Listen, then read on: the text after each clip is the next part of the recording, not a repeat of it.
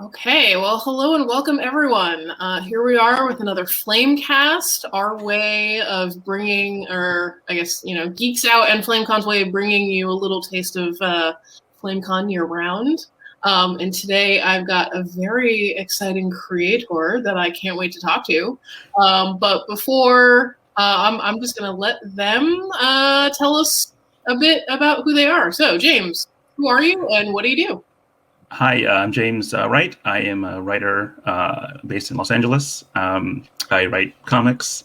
Basically, I think I only write comics. And I've been writing comics for maybe 7 years. Not professionally, just kind of on the side of a day job. But this has been like my creative outlet for the length of it. I've been really fortunate to work with some great artists over that time. Doing a bunch of different kind of stuff, short stuff, longer form stuff. I'm excited to be here. Yeah, it's funny. You're like you mentioned that like your comics work is on the side.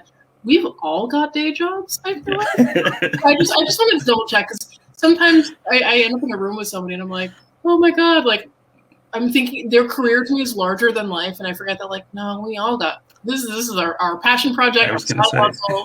It's the same for me. I'm president of Geeks Out, which is a nonprofit that produces FlameCon. We're all volunteer. We all have a day job or day jobs. I feel like we understand how this works here. Sure.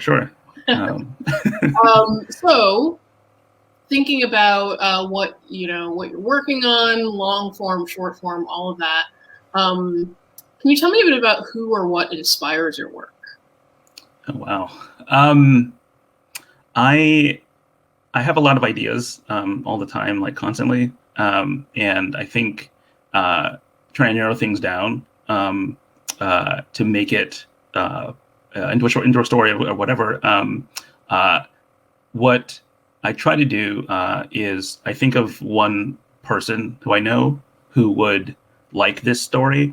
And I try to write it for them, which makes it doesn't make it easier necessarily, but having one person who I know would like it makes it easier to like focus, I think. And so the people who inspire that work are the people who are the audience, the target audience for it. But outside of that, I mean, I haven't been reading much lately, which is bad. During this time.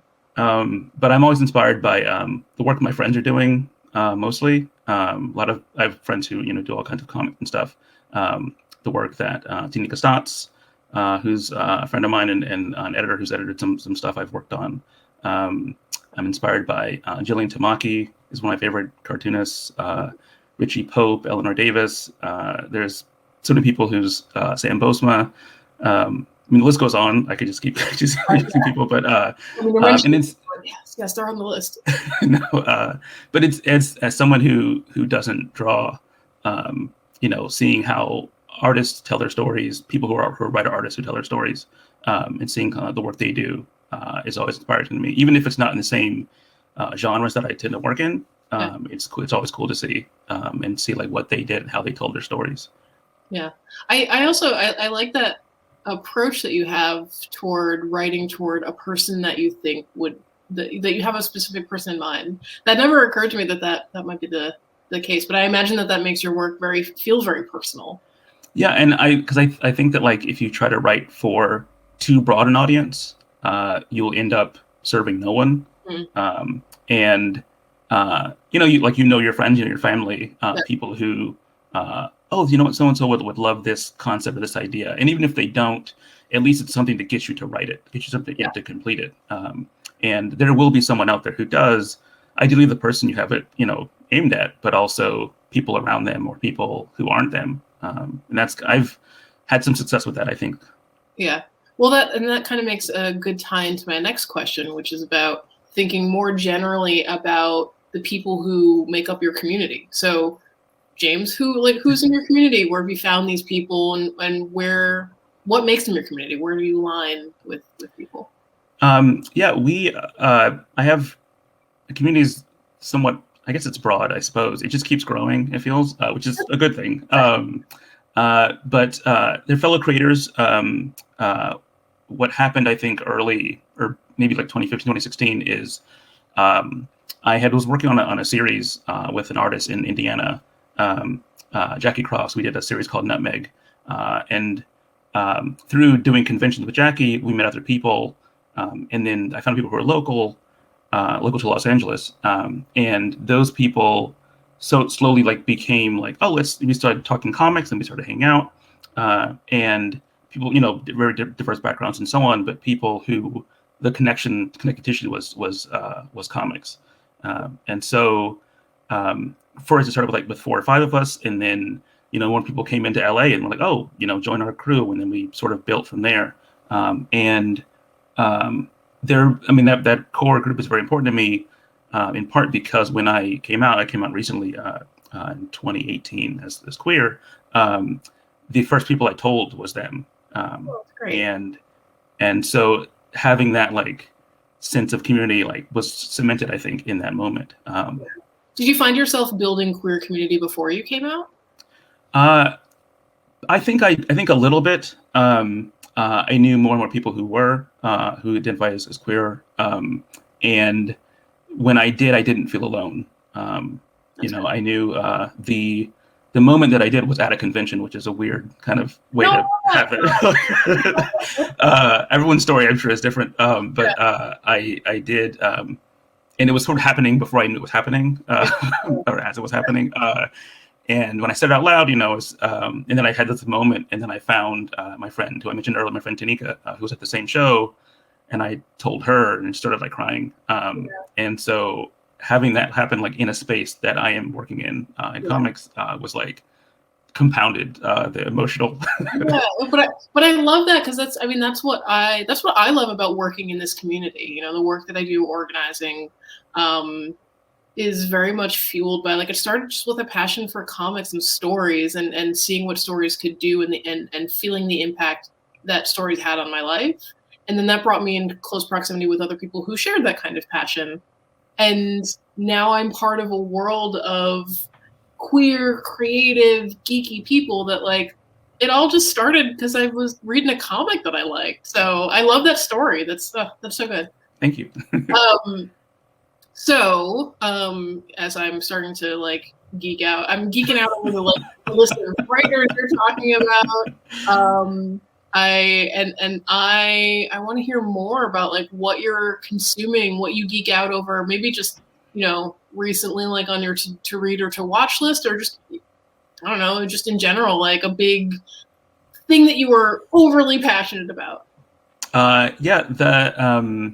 I am stuff I'm reading now is nonfiction that has nothing to do with comics. But on the comic side of things, I'm my favorite creator in the world is a Japanese manga artist named Taiyo Matsumoto, and he did a book called Ping Pong, which was I think originally published as five volumes in Japan, but it recently got a translation through Viz, and so I've been working my way through that, and his stuff is so dynamic.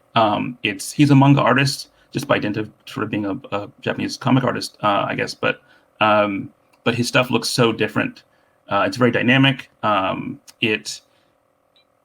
don't know, the thing that I like actually a lot about his stuff is that it's finite.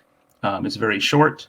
Ping Pong, I think, is maybe 300 something pages, 400 pages. I might be wrong on that number. But it's not 60 volumes of a series that takes, you've kind of, it's a long investment.